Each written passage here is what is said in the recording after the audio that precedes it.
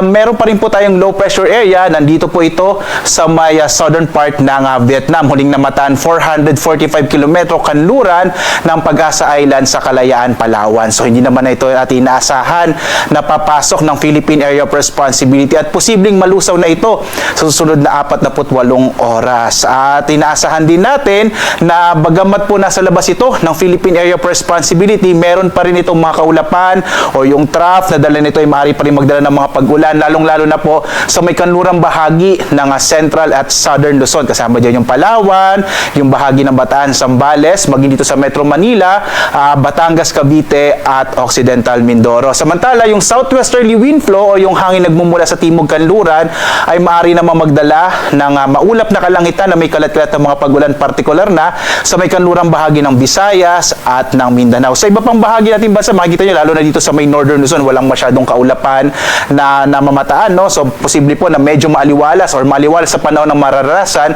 sa nalalabing bahagi ng ating bansa.